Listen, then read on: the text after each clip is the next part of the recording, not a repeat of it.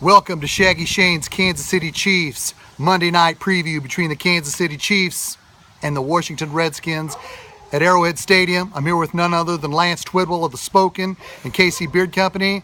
Lance, the Kansas City Chiefs are 3-0 going into tomorrow's game in front national TV in front of the world.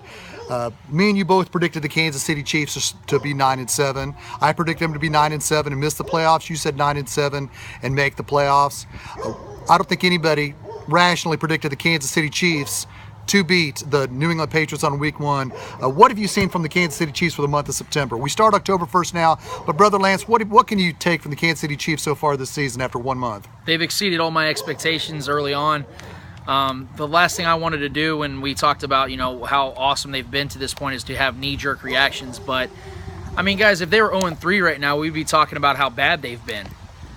They're 3-0, and they've, we talked about before we got on here that they beat the Patriots, but not only they didn't just win that game, they dominated it. And even though they had a close game against San Diego, they had a closer game against the Philadelphia Eagles, it never really felt like the Chiefs didn't have control of the game. There's been some frustrating moments.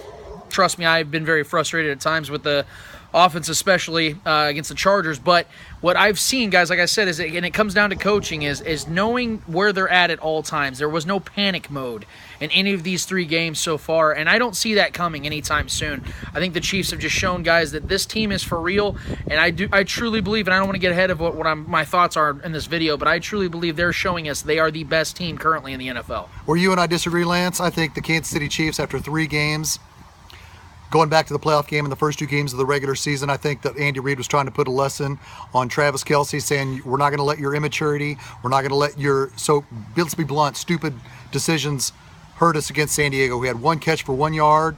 What would your take from that game, well, from the last game against the Chargers with Travis Kelce's antics? Well, I understand. I understand why, you and I know a lot of Chiefs fans have thought that, that they theorized that, well, clearly Andy Reid was sending a message. And just looking at it from just that point of view, yes, it would make sense. But, guys, the reason I don't believe that to be the case at all is because, for a few reasons. But for one, I don't believe that Andy Reid has been as successful as he has been in his career as an NFL head coach by doing things like that, especially in a divisional game on the road, knowing that you need to win this game. You need to win every game, but especially that type of game. I don't believe that he would game plan for an entire week saying, all right, guys, listen, Travis has been pissing me off. He's been costing us a little bit, so what I'm going to do is totally avoid him. Yes, he is arguably the best tight end in the NFL, and yes, our offense is best with him actively contributing, but you know what? We're not going to throw his way. Guys, look, the other reason of this also is the fact that in his career against the Chargers, he's not been very good. In his 7 games now against the Chargers in his career, he only averages 3.8, we'll round it off to 4 catches per game and 38 yards, 0 touchdowns. He's never had a touchdown against the Chargers. So I think that it's just the timing of it all that makes us feel that way because, leading up to this game, he's had his antics, and yes, he has been childish at times. I get all why the Chiefs fans are getting tired of it, and I get why it looks like with 1 catch and 1 yard, that's the reason why that happened. But I'm telling you guys, I truly believe when you see on Monday Night Football, when he gets 9 catches for 115 yards and a touchdown, all of a sudden we're going, well, it probably wasn't that. He just probably ended up having a bad game. But I understand. I get it. I get why people feel that way. But I'm telling you guys, I do not see how Andy Reid, as great of a coach and future Hall of Fame coach as he is, would do something like that and risk that much of an opportunity to win a game like that by keeping him out. Good point. We disagree on it slightly, but much respect. The next 2 games the Kansas City Chiefs will be playing in prime time in front of the world. Tomorrow night, Monday Night Football, a week from tonight in Houston. The Kansas City Chiefs are without a doubt the best team in the National Football League. Everybody still wants to say the Patriots. Ladies and gentlemen, the Patriots just lost to the Carolina Panthers. They're now 2-2. Your Kansas City Chiefs are the best team in the National Football League. Going forward into tomorrow night's game, D Ford didn't practice much. He didn't practice Thursday or Friday. Tano Passanio is probably going to have to come in more of a role as an outside linebacker because of Frank Zombo's just inability to get to the quarterback, or more than likely, just to be honest, inability to make a difference.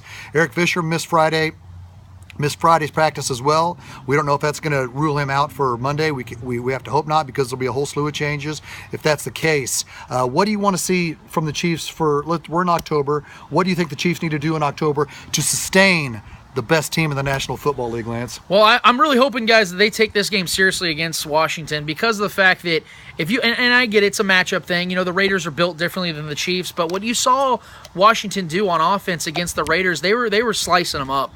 They at will. They were running the ball. They were throwing the ball over the field. I mean, it seemed like there was at least 2 guys open every single snap. Kirk Cousins played one of his best games I've ever seen him play, and that's saying something because he had an awesome season last year. What I'm hoping the Chiefs do is they don't take themselves too seriously. What I hope is they go out there and they play their game. I already know Andy Reid's going to go out there with an awesome game plan, at least in general sense. For all we know, the offense might struggle a little bit. They tend to do that sometimes in these later, after the first month, they start to slow down a little bit. But I'm hoping that the Chiefs take this game very seriously. I understand that, yes, it's at home. The house is going to be rocking. It's Monday Night Football. Everyone's going to be liquored up and ready to go. Totally understand. They're going to feel good about themselves, and I hope they do, but not in a sense to where they don't say, you know what, the Redskins could come in here and legitimately whoop our ass, because that could happen. They have the offense and enough defense to make that happen. So I really hope the Chiefs. Corners. Yeah, I really hope the Chiefs take care of business this week, man, because if they don't, it's really going to be raising a lot of questions as to say, well, why couldn't you win a primetime game at home? The concern starts to set in, and for Alex Smith, you don't need any of that right now because for the most part, he's had a really good season. 6 touchdowns, 0 interceptions, I do believe. Yeah. I was concerned the fact that he didn't throw to the first down marker for much of the last week's game. Are you concerned with? Do you see a decline, or do you think we're seeing Alex Smith ride the wave of success the Kansas City Chiefs have? Well, let's be honest here. If we're all going to talk about Alex, let's be real, guys. What he did against the Patriots was the exception to the rule. It wasn't what we should expect. It's not Alex Smith. Guys, that was a great game, and you got to give him praise. There's a reason he's only done that twice in his 12, 13-year career. That's what I'm trying to say. So when you see games like against the Chargers where he had, a buck, 75, buck 80, and a touchdown, 2 touchdowns, those are going to be the games you realistically get from Alex Smith. Now, granted, he has more weapons this year than he's probably ever had in his career, so his touchdown numbers are going to probably be better this year if he plays all 16. But, guys, I'm not expecting him to go out there and throw 330 yards and 4 touchdowns a night. I expect his interception numbers are going to be low because he doesn't throw a lot of interceptions, but behind the 3rd and 12s, those 3rd and 10s, he's going to throw those 3-yard passes. That's who Alex Smith is, and we need to expect that. So what we have to hope while he's still the quarterback is that when he's throwing those, there's enough creativity out on the field, there's enough screens, enough blocks where these guys can create with their feet. That's why Travis Kelce is so vital to this offense. Going back to that point, is he's so good at yards after the catch. He's so good at creating those first downs on 3rd and longs and 2nd and longs. That's what the Chiefs are going to have to do to be able to win this game against the Redskins, who can put points up on the board. Good point. And Terrence Mitchell and Marcus Peters are playing at a high level. Since we lost Eric Berry week 1, the safeties have been solid. Daniel Sorensen has been playing at a high level at safety. Ron Parker, when the opposing offenses stretch it out and go 3 wide, what ends up happening is you'll see Eric Murray, number 21, out on the field to make some plays. So the defense is playing at a high level. They are. Alan Bailey's a stud. It's great to have him back. We have yet to talk about Kareem Hunt, the best running back in the National Football League to go along with the best team. My God, Lance, let's just give him his credit right now. Yeah, I'm going to give you some.